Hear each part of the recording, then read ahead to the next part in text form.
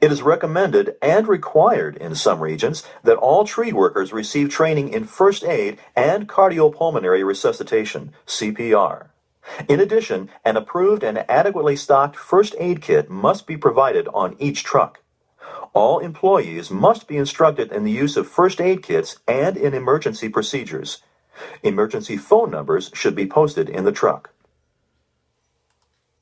All crew members must be trained in emergency response procedures. Each individual must know what to do in an emergency situation. All climbers should be trained and capable of carrying out an aerial rescue. Whenever there is a climber in a tree, there should be a second worker on site who is capable of performing an aerial rescue if necessary. Many companies practice aerial rescue procedures on a regular basis. Practice will improve efficiency and skills and will reduce the chance of panic and a second accident in the event of an actual emergency. All employees must be instructed in the identification of common poisonous plants such as poison ivy, poison oak, and poison sumac. Training should include preventive measures as well as treatment following exposure. Workers shall also be trained in techniques for dealing with stinging or biting insects and with vertebrates that could be encountered in trees.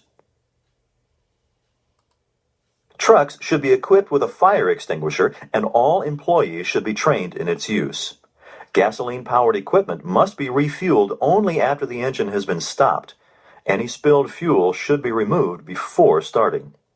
Do not start or operate the equipment within 10 feet 3 meters of the refueling site. Smoking must be prohibited when handling or working around any flammable liquid. Flammable liquids must be stored, handled, and dispensed from approved safety containers and kept separate from all ropes and equipment. Gas cans must always be placed on the ground before filling, otherwise static electricity can build and arc, starting a fire or explosion. Never fill gas cans in the back of pickup trucks or trunks of cars. A very important safety consideration is traffic control. Note, in the United States, refer to the Manual of Uniform Traffic Control Devices. Effective means for control of pedestrian and vehicular traffic must be instituted on every job site. This may include safety cones, warning signs, barriers, and flags. It is the legal responsibility of work crews to secure the work zone to make sure that no individuals or vehicles pass under trees where tree work is in progress, and to ensure the safety of the workers. Traffic control devices used in tree operations must conform to the applicable federal, state, or provincial regulations. Traffic control procedures must follow Department of Transportation standards and guidelines.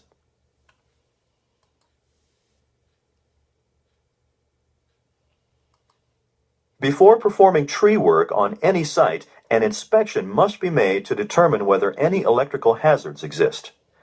An electrical hazard exists when there is a risk of injury or death associated with direct or indirect contact with an electrical conductor. All tree workers should receive adequate and documented training in electrical hazard safety awareness.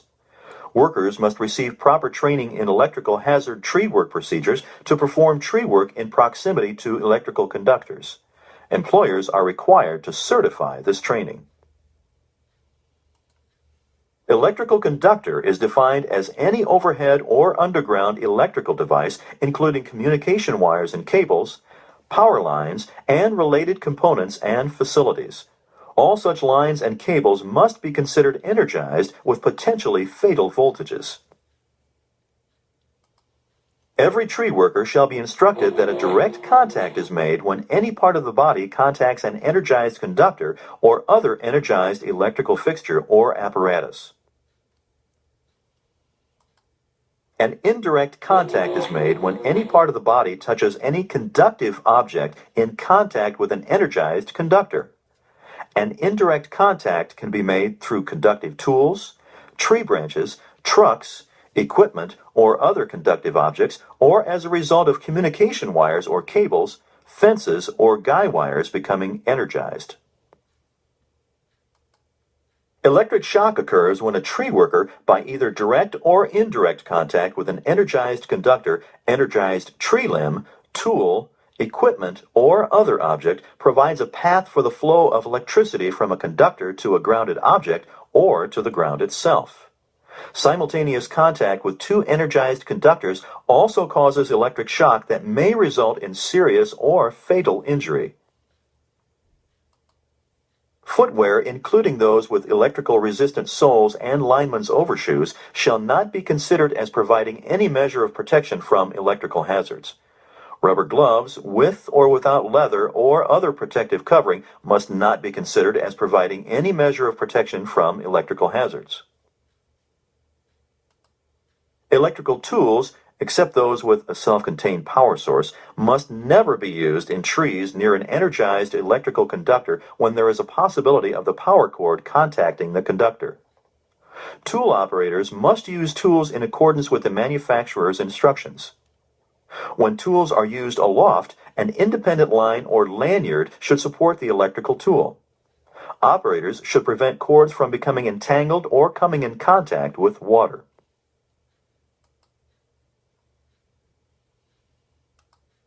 The chainsaw has been ranked as one of the most hazardous pieces of equipment in the industry today. It is also one of the most commonly used. Using a chainsaw to prune or remove a tree can greatly reduce the time and effort involved, but care must be taken to ensure the safety of the climber and the ground workers. Careless use of a chainsaw in a tree can cause considerable damage to the tree and serious risk of injury to the workers.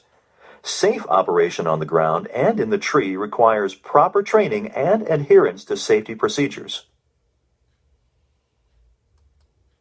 Chainsaw operators must follow the manufacturer's operating and maintenance instructions. Personal protective equipment that must be worn by chainsaw operators include a hard hat, work boots, eye protection, and hearing protection. Regulations vary in different countries regarding leg protection.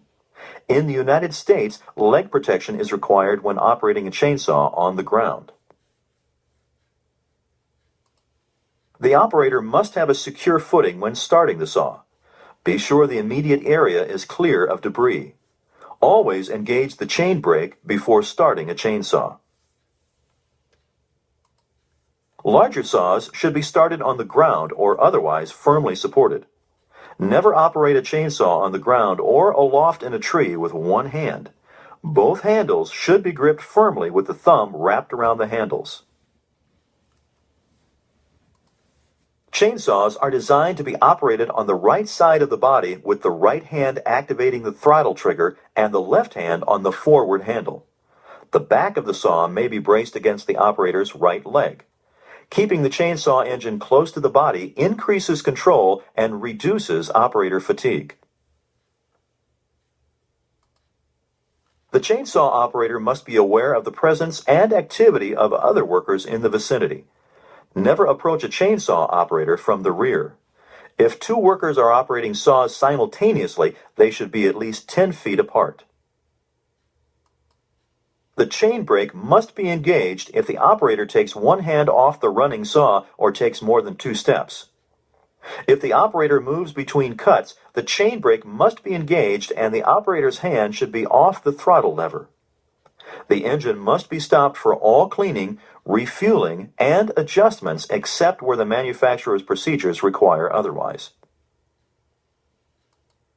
Chainsaw operators should understand the reactive forces of the saw. When cutting with the bottom of the bar, the saw has a tendency to pull into the cut.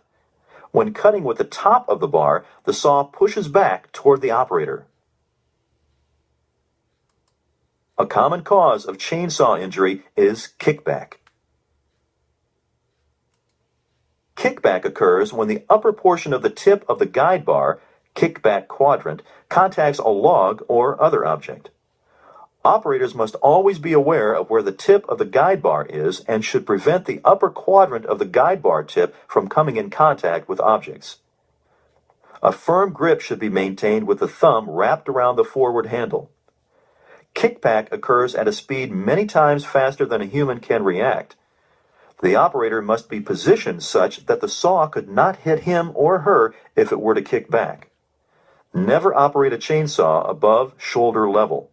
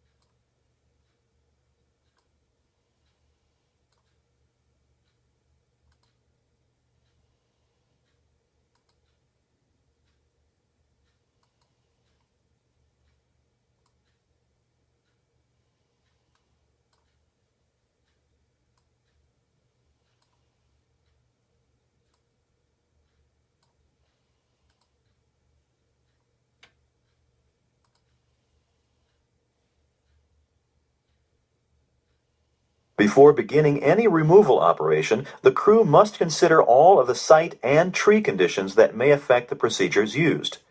This includes the surrounding obstacles and terrain, wind direction and magnitude, and the shape, flaws, and lean of the tree. If the structure of the tree appears to be compromised in any way, further investigation may be necessary before a plan for removal can be formulated. Once a work plan is formulated, workers must be positioned so as to avoid accidents. The chainsaw operator must be aware of the presence and